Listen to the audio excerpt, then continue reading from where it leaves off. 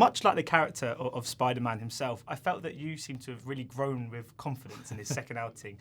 Was that the case? Did you feel much more at ease being in control of such a huge set second time around? Yeah, well, I think there was a really big learning curve in the first movie, you know, both with the scale of the film and the visual effects and dealing with the costume and the world and universe. And this time around, I think I knew a little bit more what to expect, and I was much more familiar with the characters and with the actors and then with the process. So it felt a little bit like being unleashed this time around.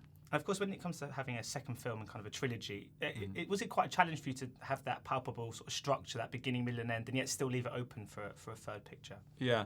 Well, every movie has to exist in its own right, and you constantly have to push yourself and remind yourself that this is the priority. And like, even though you're thinking somewhat in the future, you don't want to withhold anything. You want to play your hand out as strongly as you can. But there are certainly little elements that we tease out that will pay off in future films, whether it's the Sinister Six or another Spider-Man film. But really, it's about focusing on the character and the journey of that character within the film, and how Peter Parker is different and what he's learned at the end of the film. You know, and that's the thing that you keep on returning to. I noticed, I mean, literally from the word go, I felt like your sole purpose of this film was just to entertain. And I was wondering, I mean, how important is that for you when tackling the kind of blockbuster genre, just to give the audience what they want? Entertainment is everything.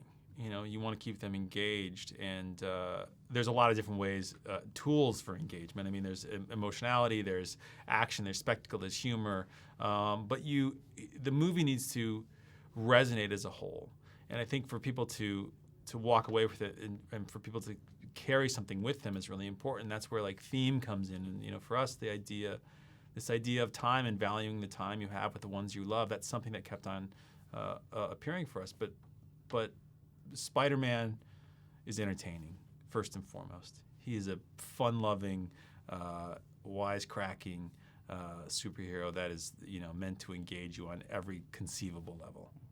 But I mean, that's very much the case, and he's got some fantastic kind of one-liners. But to counteract that, there is obviously, you know, more sincere, more poignant themes as well explored. Was it quite a challenge for you to find this, or strike a good balance between being entertaining and that as well? Well, at the beginning of the film, you know, we really wanted to embrace the bombastic quality of Spider-Man from the comics. You know, there's this really, you know, he's got that suit on. There's these villains that are bigger than life, whether it's, you know, Alexei Sestevich or you know, Electro. I mean, there was something theatrical that we wanted to sort of open the world with, and then gradually that emerges or that evolves into something, well, that's hopefully poignant and sincere, and there is an earnest emotional quality that allows you to open up and allows you to connect with the character in a way that I think hopefully is longer lasting.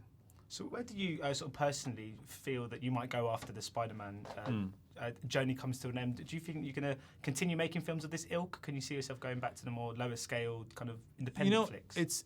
I don't think of it in terms of big or small. It's just about the script and the characters and what moves you and what moves me and what I find interesting. And that is, you can't really predict that ultimately.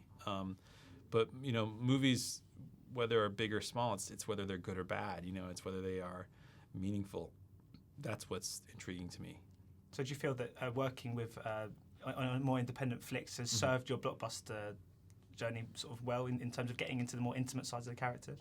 Yeah, probably. The fact that I was allowed to incubate without interference from the beginning was helpful, because it just helps you build your confidence and make your mistakes and try things and fail and learn from that. And that was a really valuable experience. And doing music videos for so long was a way to get familiar with the muscle and the craft of filmmaking.